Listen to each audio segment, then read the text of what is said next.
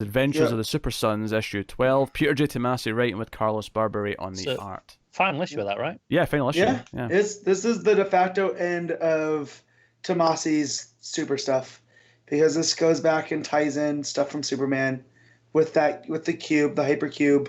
And basically all the weirdness comes from this cube.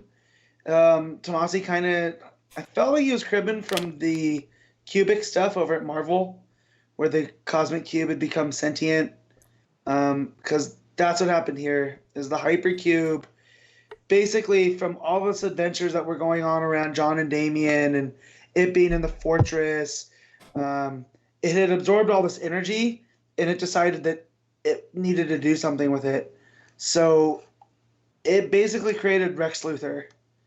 It created his planet of these wannabes, and it became a Frankenstein's monster scenario when Rex decided he wanted to take over, basically, the universe. And all of these adventures was the hypercube through this series, was it trying to fix itself by getting John and Damian. So the older versions we've seen, Space Cabbie, Tommy Tomorrow, all of that came from the hypercube. But a lot like what we have with Shane over in Justice League, these are possibilities, which doesn't mean they're not any less real.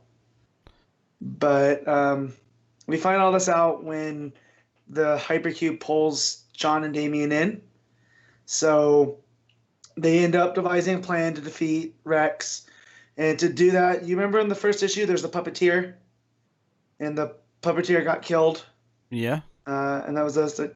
They pull him from right about when he's going to die.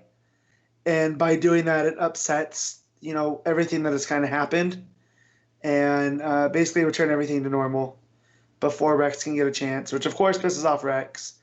But then, the older versions of them and Tommy Tomorrow come in, the Jonah Hex robot, and help the boys save the day. And they end up coming back to Earth with the puppeteer, so he never died. And they're going to talk about how this was supposed to be the summer of Super. And right as they get back, Alfred comes into the room and wakes them up, and school starting.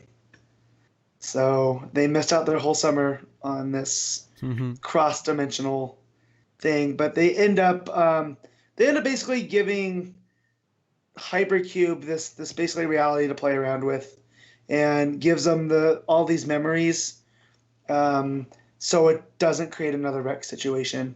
So that's what you see. Remember, you have the old versions telling the stories of the adventures of the Super Sons.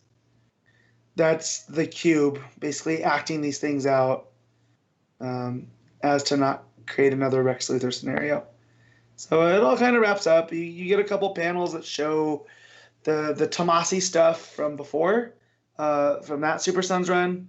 So they talk about that planet they went to, where they're the superheroes. There's they talk about the Slaughter Swamp stuff from his run, with the telekinetic guy. I'm drawing a blank on his name. Manchester Black. So, but yeah, it was a nice fitting end to it. But you kind of feel like it's just in a holding pattern, because when Bendis was coming through and he had different plans for John, kind of wipes all this out, Yeah. So, I mean, it's not out of continuity, but it does feel like... But it's kind of irrelevant. Yeah. This could have been the next 12 issues of Super Sons, But because of what had happened, they decided to make it a maxi, and the art's fine, art's consistent. But yeah, the seeing how it tied everything together was pretty cool. So that's Adventure of Super Sons. Yeah, I enjoyed what I read of it. It just wasn't like a must-read thing every month. So once I fell behind, I just didn't catch back up again. What are you giving it? I'm gonna give it a 7.5.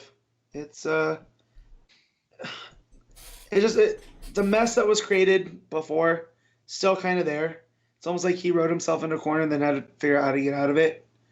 But I mean, he kind of did. But yeah, the whole sentient cube thing Like, Marvel just did that a couple years ago. You know, I think it's weird that that's the idea he decided to bring to the table. Yeah, that's fair. Yeah.